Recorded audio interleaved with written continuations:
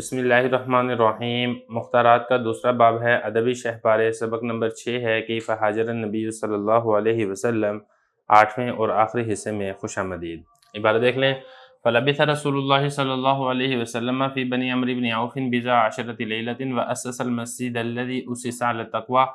وصلی فیہ رسول اللہ صلی اللہ علیہ وسلم ثم رکب راحلته فصار یمشی معه الناس حتی برکت عند مسجد الرسول بالمدینۃ وهو يصلي فيه يومئذ رجال من المسلمين وكان مربدا للتمر لسهيل وسهل غلامين يتيمين في حجر أسعد بن زرارة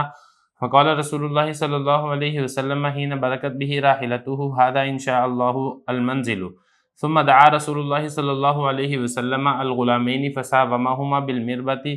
ليتخذه مسجدا فقال بل نهبه لك يا رسول الله صلى الله عليه وسلم فأبى رسول الله صلى الله عليه وسلم أن يقبله منهما ہبتاً حتی ابتاعه منہما ثم بناه مسجدا وتفق رسول اللہ صلی اللہ علیہ وسلم ينقل معهم اللبن في بنيانه ويقول وهو ينقل اللبن هذا الحمار لا حمال خيبر هذا عبر ربنا واطهر ويقول اللهم إن الأجر أجر الآخرة فارحم الأنصار والمهاجر فتمثل بشعر رجل من المسلمين لم يسم لي قال ابن شهاب يبلغنا في الأحاديث أن رسول الله صلی اللہ علیہ وسلم تمثل ببيت شعر تام غير هذا البيت۔ ترجمہ دیکھ لیں۔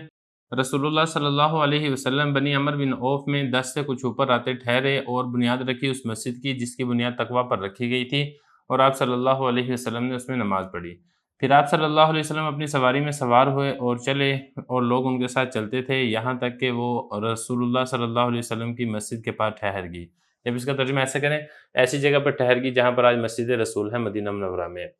اور وہاں پر اس وقت نماز پڑھتے تھے مسلمانوں کے کچھ افراد، اور یہ کھجوریں خشک کرنے کا ایک میدان تھا جو کہ سہیل اور سہل 2 لڑکوں کی ملکیت تھا جو کہ یتیم تھے اور اسد بن زرارہ کی زیر پرورش تھے۔ رسول اللہ صلی اللہ علیہ وسلم جس وقت ان کی سواری وہاں پر جا کر ٹھہری ہے فرمایا کہ انشاءاللہ یہ منزل ہے۔ پھر رسول اللہ صلی اللہ علیہ وسلم نے دونوں لڑکوں کو بلایا اور ان سے بھاؤ تاؤ کرنے لگے اس میدان کا تاکہ وہاں پر مسجد بنائے، تو ان دونوں نے کہا کہ ہم آپ کو ہبہ کرتے ہیں یا رسول اللہ صلی اللہ علیہ وسلم۔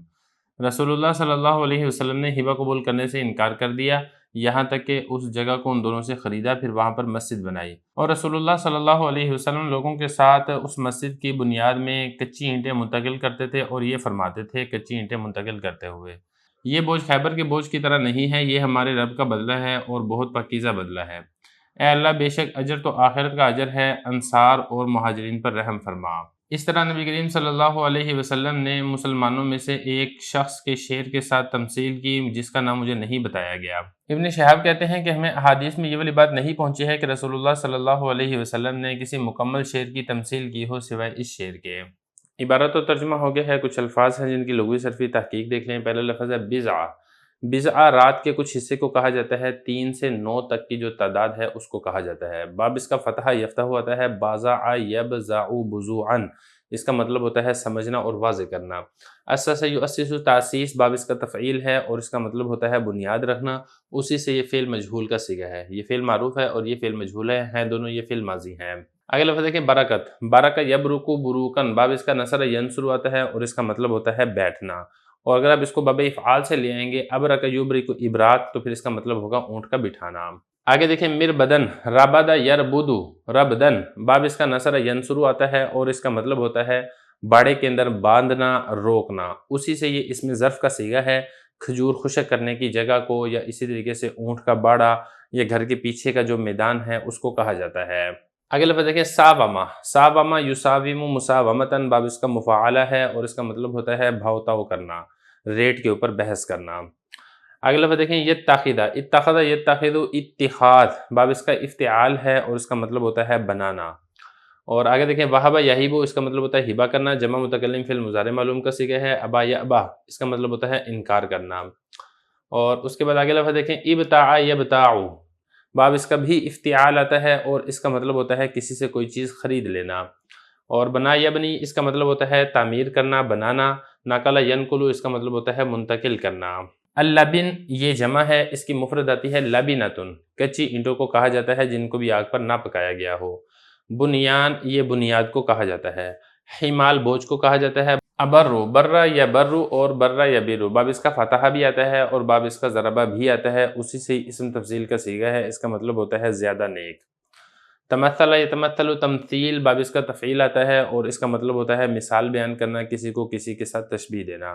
بہرحال یہ کچھ الفاظ سے جن کی لغوی صرفی تحقیق ہو چکی ہے، اب اس کی مختصر تشریح دیکھ لیتے ہیں۔ گزشتہ سبق کے آخر میں ہم نے یہ پڑھا تھا کہ نبی کریم صلی اللہ علیہ وسلم اپنے مختصر قافلے کے ساتھ مدینہ منورہ تشریف لے آئے تھے۔ اسی کے بعد آگے ذکر فرما رہے ہیں کہ رسول اللہ صلی اللہ علیہ وسلم بنو عمر بن عوف میں 10 سے کچھ راتیں مزید ٹھہرے ہیں، 10 سے کچھ راتیں اوپر ٹھہرے ہیں، اور وہاں پر اس مسجد کی بنیاد رکھی گئی ہے جس مسجد کی بنیاد تقویٰ پر رکھی گئی، اور اس سے مراد ہے جامع مسجد قباء۔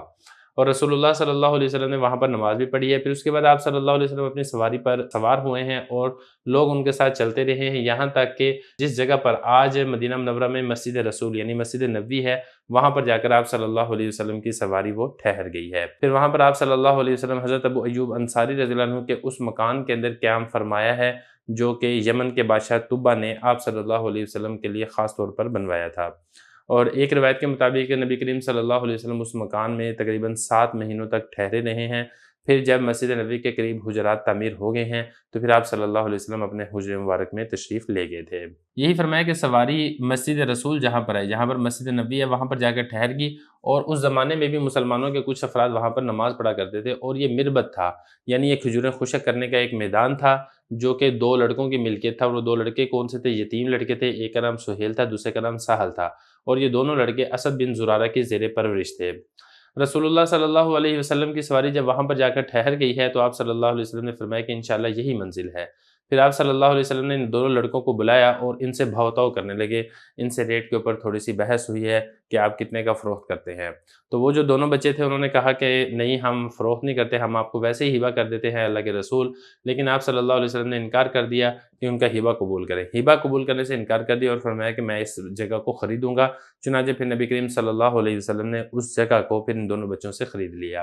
اور پھر وہاں پر مسجد بنائی، اور مسجد بنانے کے بعد رسول اللہ صلی اللہ علیہ وسلم لوگوں کے ساتھ خود بھی اینٹیں اس کی بنیاد کے اندر منتقل کرتے تھے، یعنی بذات خود مسجد کی تعمیر میں آپ صلی اللہ علیہ وسلم نے حصہ بھی لیا ہے۔ اور جس وقت اینٹیں منتقل کرتے تھے ساتھ ساتھ یہ والے الفاظ بھی آپ صلی اللہ علیہ وسلم نے فرمایا کہ یہ والا بوجھ خیبر کے بوجھ سے بہتر ہے، خیبر کے بوجھ کی طرح نہیں ہے، مطلب یہ کہ خیبر کے بوجھ سے بہتر ہے۔ اصل میں اس زمانے میں خیبر اپنی پیداوار کے اعتبار سے بڑا مشہور ہوتا تھا، اور لوگ خیبر سے پیداوار لے کر آیا کرتے تھے مدینہ منورہ میں تاکہ یہاں پر اس کو فروخت کریں اور فروخت کر کے دنیا کما سکیں۔ تو اسی کی طرف اشارہ کیا جا رہا ہے کہ خیبر کا جو بوجھ ہے اس سے یہ والا بوجھ بہتر ہے، یعنی جو مسجد کی تعمیر کے اندر ہم اینٹیں اٹھا رہے ہیں اس کا اجر اور بدلہ وہ زیادہ ہے۔ تو یہی فرمایا کہ یہ ہمارے رب کا بدلہ ہے اور یہ بہت زیادہ پاکیزہ ہے۔ پھر آگے فرمایا آپ صلی اللہ علیہ وسلم نے، اے اللہ بے شک اجر تو آخرت کا اجر ہے، یعنی جو بدلہ دیا جائے گا وہ تو دنیا کا بدلہ نہیں ہے، حقیقی بدلہ تو آخرت کا بدلہ ہے جو کہ ہمیشہ باقی رہنے والا ہے۔ اے اللہ انصار پر اور مہاجرین پر رحم فرما۔